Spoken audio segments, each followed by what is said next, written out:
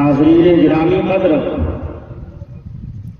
یہ اللہ پاک کا ہمارے اوپر بڑا کرم اور احسان ہے کہ اللہ پاک نے ہمیں اور آپ کو عید الاضحیٰ کی نعمت سے میسر فرمایا۔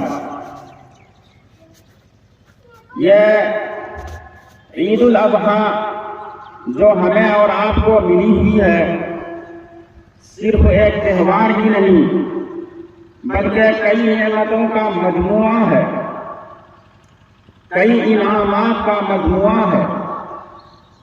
اللہ پاک نے ہمیں یہ جو تہوار عنایت فرمایا ہے، اگر ہم غور سے دیکھیں تو کئی انعامات اور کئی نعمتوں کو یہ تہوار شامل ہے۔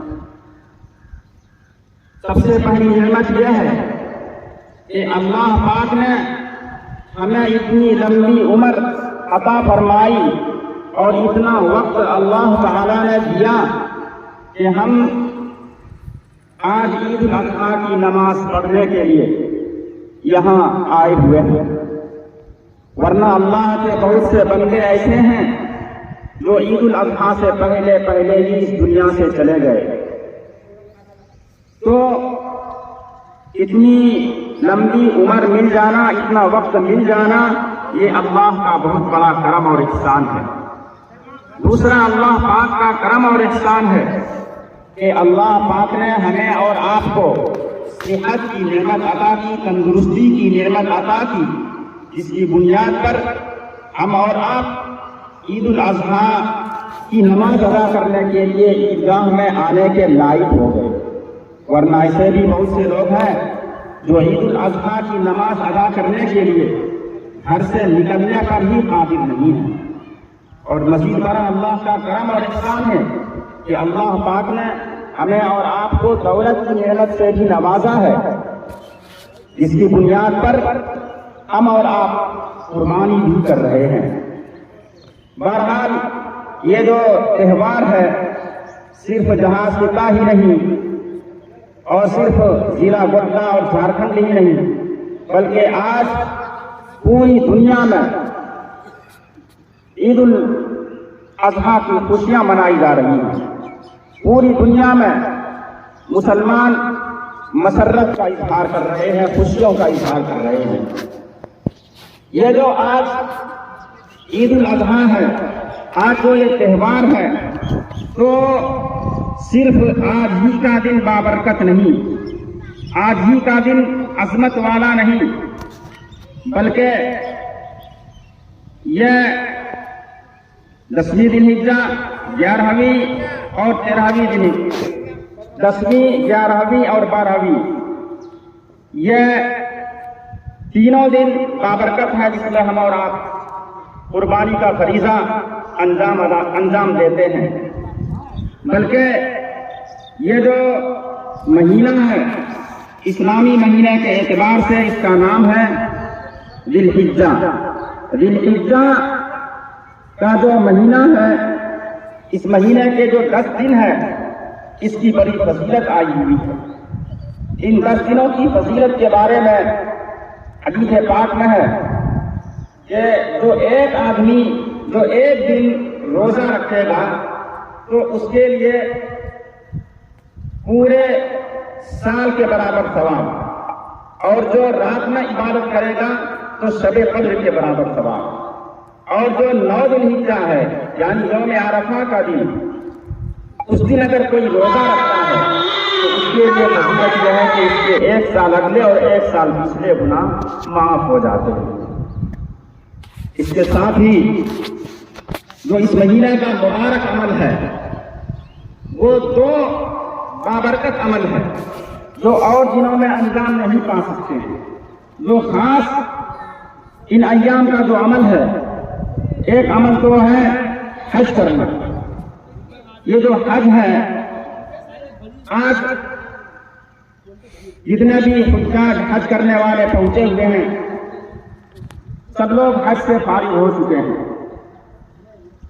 اور یہ جو حج ہے بڑی بابرکت اور بڑے ثواب والا ہے۔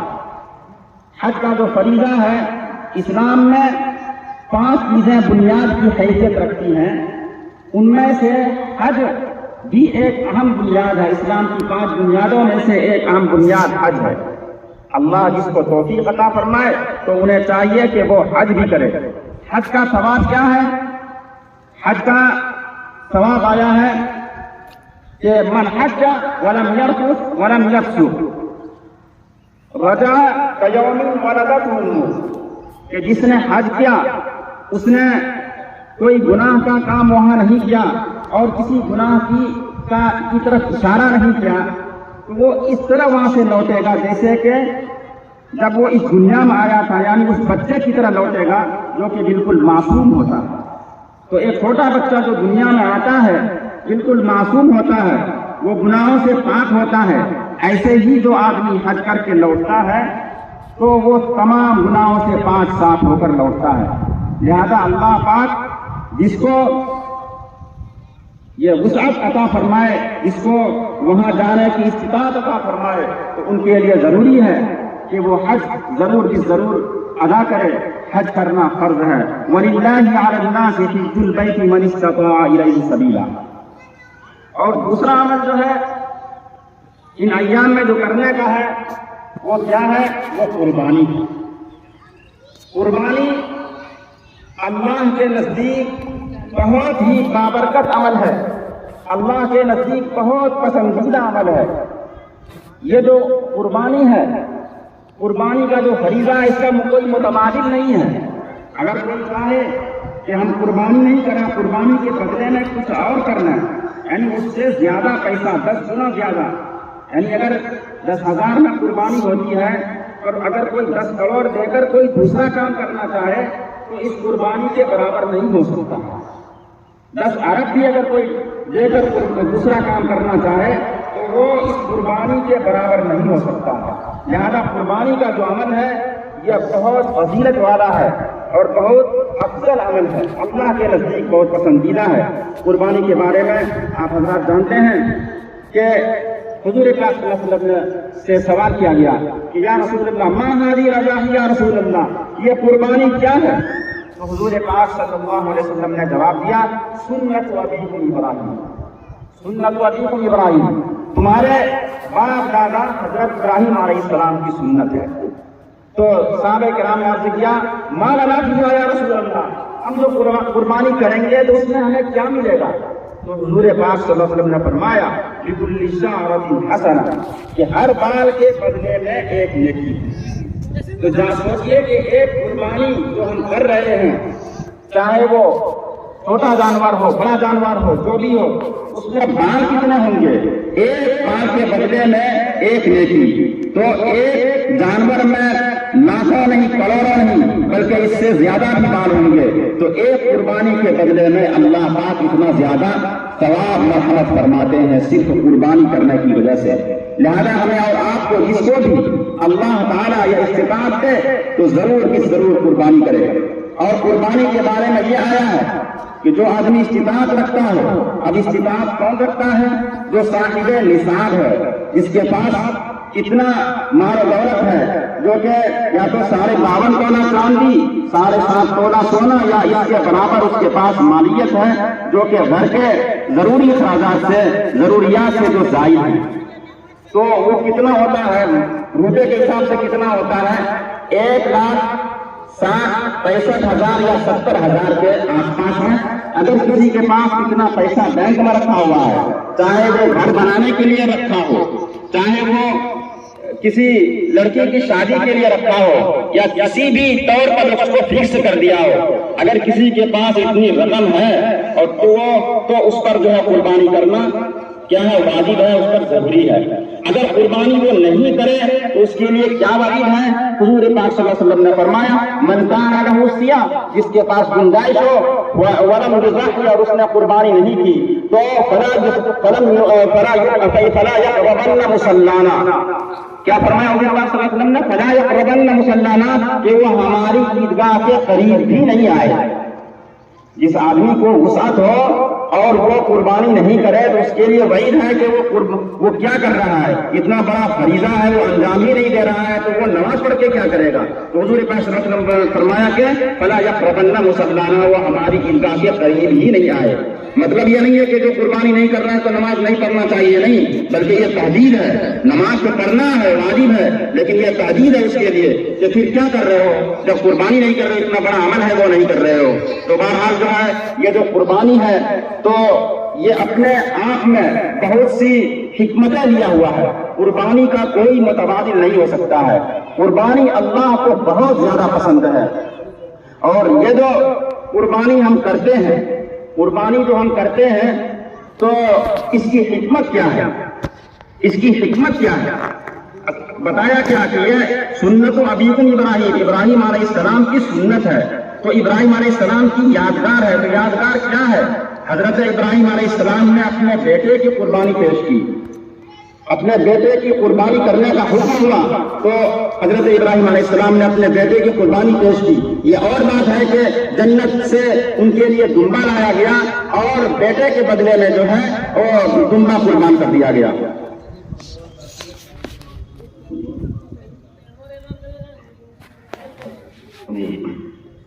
ہاں، ایک اعلان سماعت فرما رہا، ایک اعلان سماعت فرما، ایک اعلان سننا۔